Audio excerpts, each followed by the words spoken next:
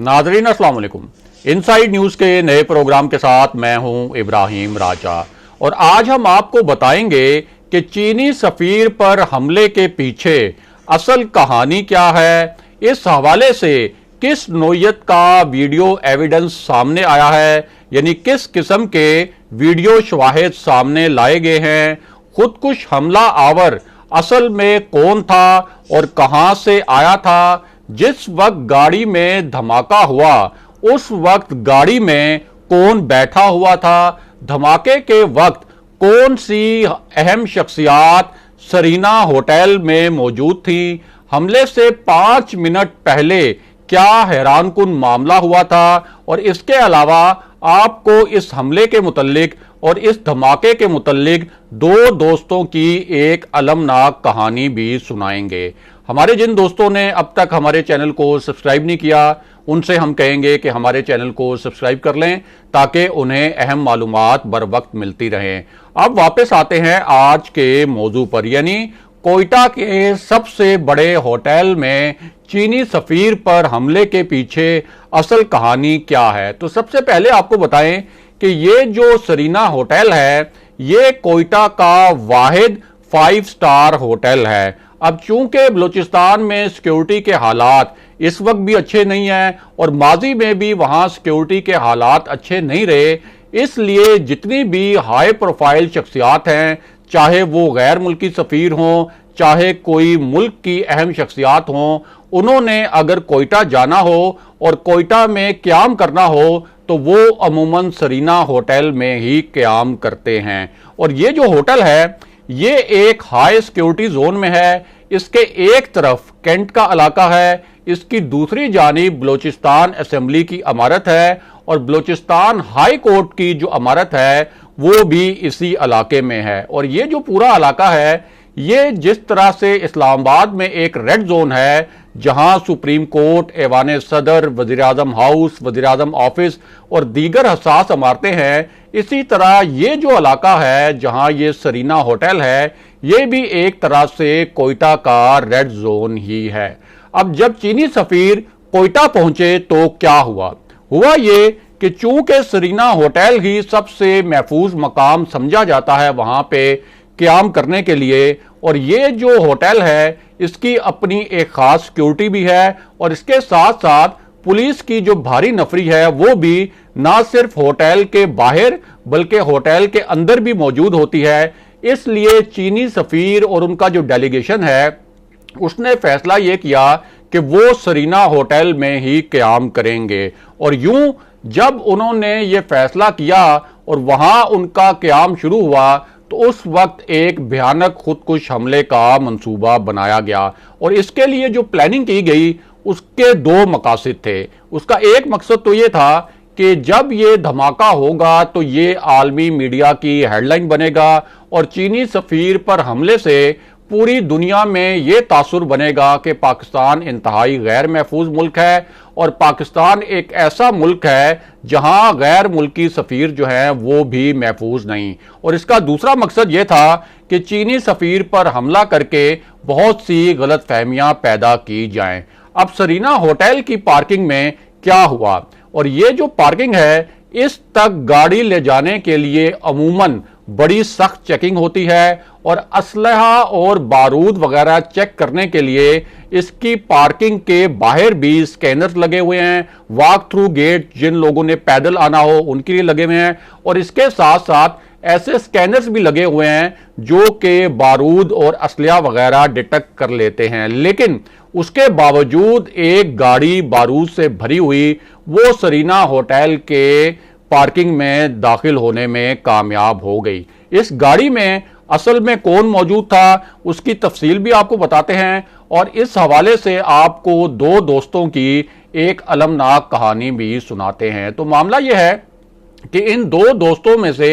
एक दोस्त का नाम था एमल कांसी और ये जो एमल कांसी साहब हैं ये महकमा वाइल्ड लाइफ में सरकारी ऑफिसर थे और इन्होंने यूनिवर्सिटी ऑफ बलूचिस्तान से पीएचडी भी कर रखी थी। दूसरी जानिब इनके दोस्त थे शाहजेब शाहिद और ये सरीना होटल की मैनेजमेंट में एक ऑफिसर थे और एमल कांसी, उन्होंने अपने घर वालों को यह बताया कि वो सरीना होटल जा रहे हैं अपने दोस्त शाहजेब से मिलने के लिए और उनके साथ वो काफ़ी पिएंगे। अब जब एमल पहुंचे सरीना होटल और उन्होंने अपने दोस्त के साथ कॉफ़ी वगैरह पी, उसके बाद उनके दोस्त शाहजेब जब उनको वापस रुखसत करने के लिए आए और वो पार्किंग में पहुंचे तो ऐन उस वक्त ये धमाका हुआ और ये जो दोनों दोस्त हैं उस वक्त इस धमाके की जद में आकर दोनों शहीद हो गए। अब वापस आते हैं